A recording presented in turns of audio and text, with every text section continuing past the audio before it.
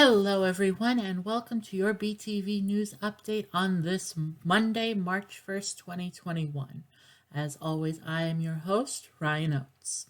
First up, we will turn to our COVID correspondent, Cailan Dougall, here to tell you about the developments on COVID policy for the spring 2021 semester. Cailan, take it away. Hey Binghamton. Hope classes are going well so far. A lot has happened in just the past week or so let's get right into it. On Friday, February 19th, Beeline informed us of an important announcement by Governor Andrew M. Cuomo.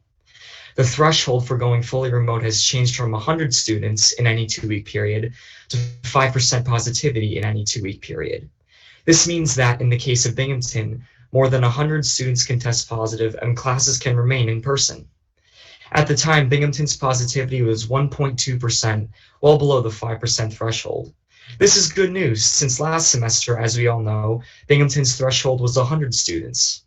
This shows that the positivity in New York State as a whole is decreasing and the vaccination rates are increasing. In effect, we're getting closer to putting this pandemic behind us. On Monday, February 22nd, Beeline sent a follow-up email from President Stenger. In the email, Stenger reiterated the threshold change, which allowed us to continue to have in-person classes despite passing 100 cases. However, there was bad news, which was that positivity was trending upwards.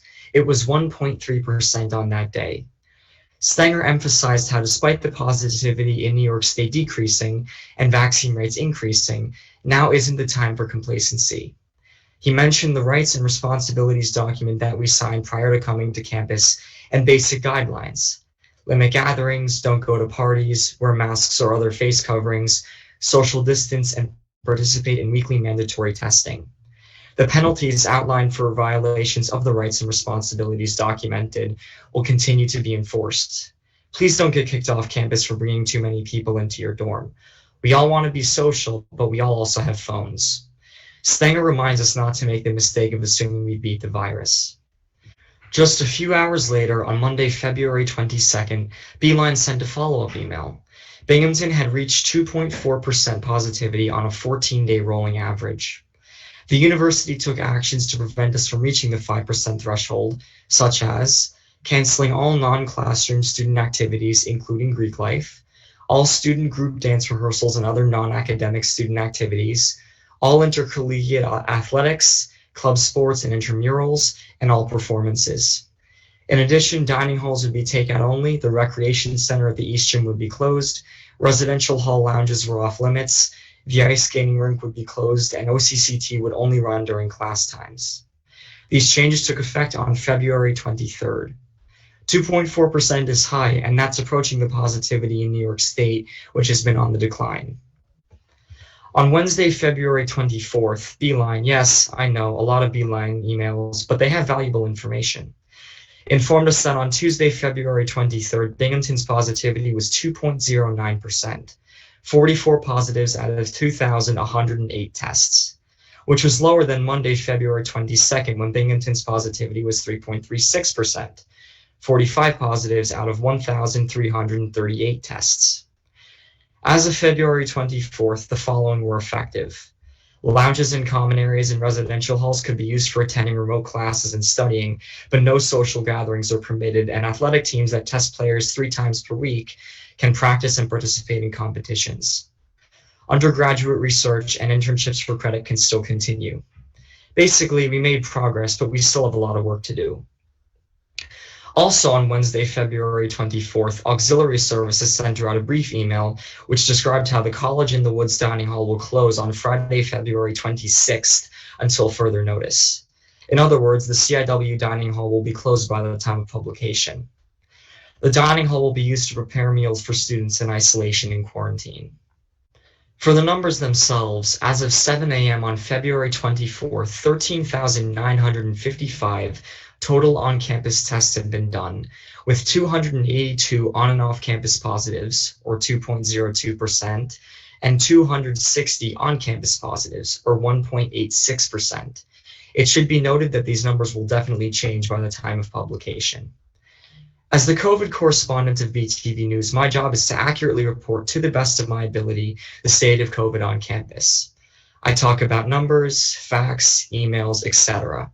Now I'm going to give all of you my personal take on our current situation. I'm glad that the February 22nd to 23rd positivity went down, but I'm not happy to see that we had a 3.36% positivity rate in Binghamton. That's actually higher than some of the recent numbers for the whole state, which, as stated previously, has been on the decline. I understand the motivation and desire to go out and party. I share both. I want to be able to go out and party with my friends until 2 or 3 in the morning. But right now I can't, because if I do, I risk exposing myself, my close friends, and my suite mates to COVID and having to quarantine for 2 weeks and make other people quarantine for 2 weeks. None of us can, at least for right now. It's pretty clear that fraternity and other parties are happening, because if they weren't, the positivity wouldn't have gone to 3.36%. The vaccine rates are going up, but we haven't vaccinated enough of the population to truly put this pandemic behind us. I'm asking all of you to continue partying desire for a little while longer until the vaccine gets up to critical mass and we can get to herd immunity. Well, that's all we have for you on COVID for right now, Binghamton. Let's work to keep our positivity low and make this semester as productive as possible, and we'll be back soon with more updates. This has been Cailan Dougall for BTV6 News, providing you with your COVID update. Back to you, Ryan. Thank you, Cailan. Now, unfortunately, our political commentator, Allison Sannel, could not be with us this evening, so I will be doing a quick rundown of some important political events that have occurred in the past week. The main question gripping Americans this week is whether the Biden administration is effectively righting the wrongs of the past and paving the way for a better world as promised. Some stories that came to the forefront this week seem to indicate that the promise is not being fulfilled. Last Thursday, February 25th, the United States launched an airstrike on supposed Iranian-backed groups stationed in Syria. Americans question the necessity of these hostile actions, which killed anywhere between 15 and 17 people, despite denial from the Pentagon. Biden has also been enacting new policies for children who arrive at the southern border, unattended by adults, which to many seem like more of the same cruelty witnessed under the Trump administration. It is apparent that the Biden administration must be held accountable for any wrong they commit. Democrat or Republican, deplorable actions must be stopped so that a better America can prevail. And with that concludes your news update for the week of March 1st, 2021. We hope you've enjoyed and we hope to see you in the next video. This is Ryan Oates signing off.